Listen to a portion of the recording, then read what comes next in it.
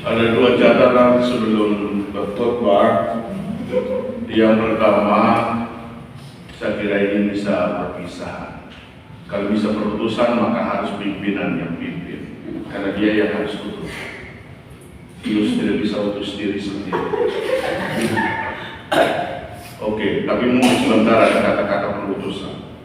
Lalu yang kedua, saya ini macam khotbah imam pertama ini, ya, yang bisa imam baru ini.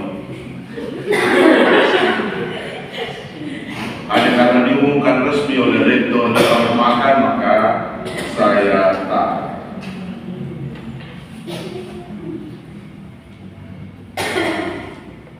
Yang paling berbahagia pada Yus, pada provinsial, saudara dan saudariku yang terkasih dalam Kristus Yesus. Ada seorang yang meninggal dunia dan jiwanya diantar ke tempat penyucian. Seorang malaikat bertugas mengantarnya ke sebuah padang. Di sana ada sebuah bukit yang penuh dengan salib. Malaikat itu berkata kepadanya, "Sebelum engkau masuk surga, engkau harus memikul semua salib ini ke bukit sebelah sana." Orang itu menggeleng-gelengkan kepalanya karena salib terlalu banyak dan bukit yang dituju sangat jauh. Apalagi dia hanya bisa memikul satu salib dalam satu kali perjalanan. Dia akhirnya mengeluh kepada malaikat itu, "Saya tidak mengerti ini. Selama di bumi saya hidup cukup baik dan memikul begitu banyak salib lewat penderitaan-penderitaan yang saya alami. Mengapa engkau masih meminta saya untuk memikul salib di sini?" Namun dengan tenang, malaikat itu menjawab, "Memang benar bahwa selama di dunia engkau sudah hidup cukup baik dan memikul banyak salib. Akan tetapi salib-salib yang ada di sini adalah keluhan-keluhan yang pernah engkau ucapkan setiap kali engkau memikul salib." Orang itu kelihatannya memahami penjelasan malaikat itu, sehingga ia pun memikul salib itu satu demi satu. Dari cerita ini, saya mau katakan begini: memikul salib memang baik, namun memikul salib tanpa mengeluh jauh lebih baik. Salah satu dari sekian banyak syarat untuk mengikuti Yesus, sebagaimana yang kita dengar dalam bacaan Injil sore ini, adalah kesediaan untuk memikul salib. Setiap orang yang mau mengikuti aku, ia harus menyangkal diri, memikul salibnya, dan mengikuti aku. Ucapan Yesus itu mengandung makna yang dalam. Menyangkal diri berarti mengatakan tidak kepada diri sendiri, ya kepada Allah. Dengan kata lain, dia harus melupakan dirinya dan menjadikan Allah sebagai yang paling penting dalam hidup. Sementara memikul salib berarti berkorban, tabah, dan rela menderita, dan bersedia meninggalkan segala kesenangan, privilege, serta kenikmatan hidup karena telah mengikuti Kristus. Bagi kebanyakan orang, salib terasa beban. Karena itu mereka berusaha untuk menghilangkannya. Petrus pun demikian. Itulah sebabnya ketika Yesus memberitahukan bahwa ia harus pergi ke Yerusalem dan menanggung banyak penderitaan, Petrus menarik Yesus ke samping dan berkata, "Tuhan, kiranya Allah menjauhkan hal itu. Hal itu sekali-kali tidak akan menimpa engkau." Namun jawaban Yesus jelas dan tegas. Orang yang mau mengikutinya harus menyangkal diri dan memikul salibnya setiap hari.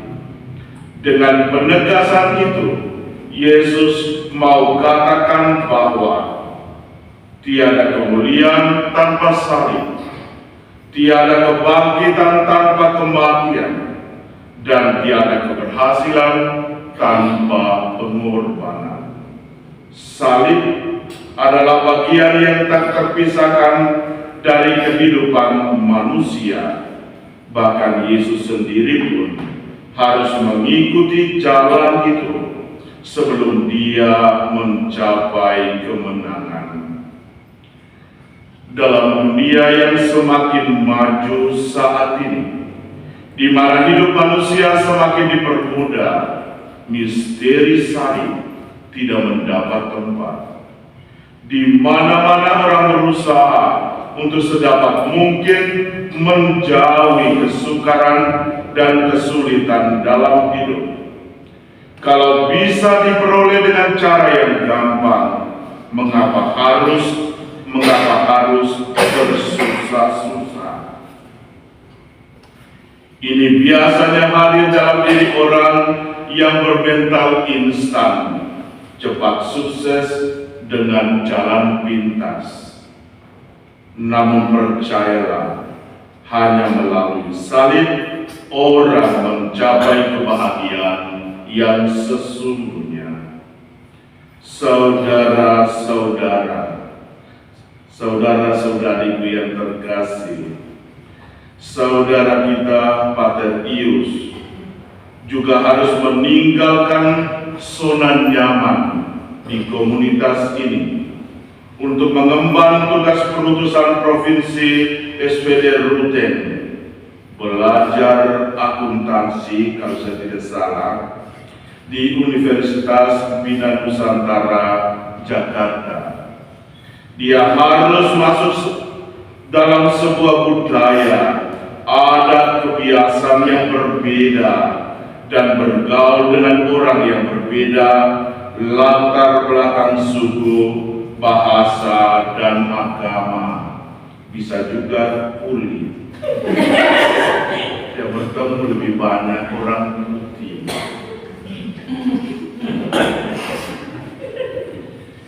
Dengan demikian, maka sudahlah pasti dia harus menyangkal diri dan memikul salib.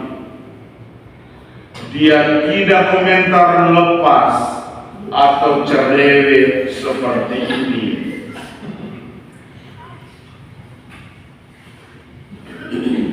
Saya juga sadar bahwa saya juga omong banyak,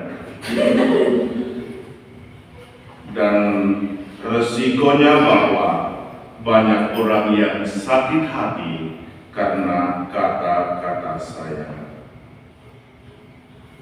Karena itu saya ajak Pater Ius untuk juga pegang ungkapan ini.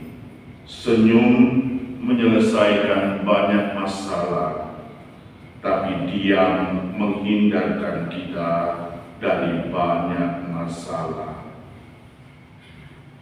Pater Ius berangkat dan ekonom rumah belum. Maka ada komentar begini, baik kalau pilih ekonom rumah yang cerewet supaya komunitas tidak sepi, tapi lebih baik pilih ekonom rumah yang pendiam, beras habis diam, uang habis diam.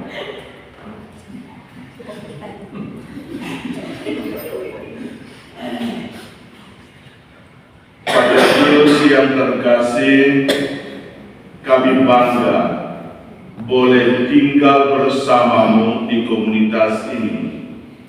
Terima kasih untuk pengabdian dan pengorbananmu selama berada di komunitas ini. Jujur, saya boleh katakan bahwa ada banyak salib yang patut pikul karena sikap atau kata-kata saya. Tapi itulah hidup. Hidup kita seperti ban oto, kadang-kadang di atas, kadang-kadang di bawah. Suka dan duka, tawa dan tangis adalah bunga-bunga indah yang mewarnai perjalanan hidup kita.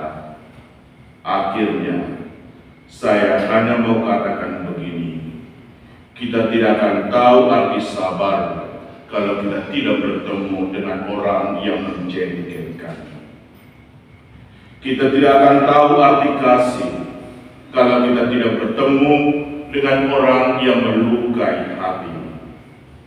Kita tidak akan tahu arti sukacita kalau kita tidak pernah menangis.